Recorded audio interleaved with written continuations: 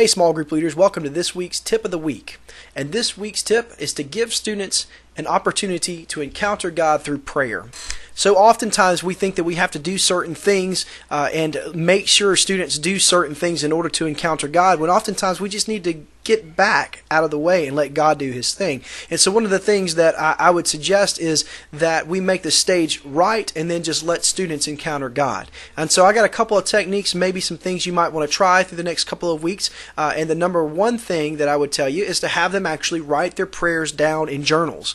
We can actually make little journals that are half sheets of paper that are bound together that you can use on Wednesday nights to actually give your students that opportunity to pray through writing things down. The second thing I could suggest is actually have them all say the Lord's Prayer together. Now, most students know the Lord's Prayer, but you can have them also write that down either in a journal or somewhere, and they could recite it together. Or you could even have them write the Lord's Prayer in their own words.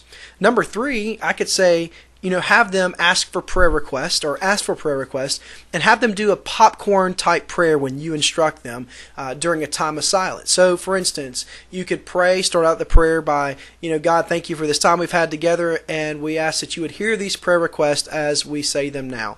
And then have students say one sentence prayer requests for their friends. So for instance, if Jimmy says, hey, my mom's sick, and then we say, well, who would like to pray for Jimmy's mom? Oh, Bob. Bob, you'll pray for Jimmy's mom. And so during that time of silent prayer, Bob is going to say, God, I pray for Jimmy's mom as she's in the hospital, and that hope she does well. And so that kind of popcorns if there are several prayer requests that happen all at one time, and kids end up praying for one another and out loud, which is kind of interesting. The fourth suggestion or technique is to actually lead a time of silent prayer for certain things.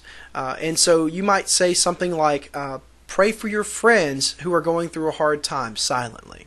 And then you might say something else like, or thank God for something you saw Him do today.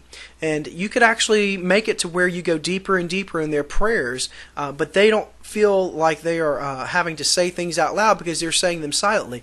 For 30 seconds or so, kids' minds don't quite wander as they would if you were saying, let's do a silent prayer and take 5 minutes with that silent prayer. So if you're leading them to pray for several different things during that time silently, they tend to stay on track.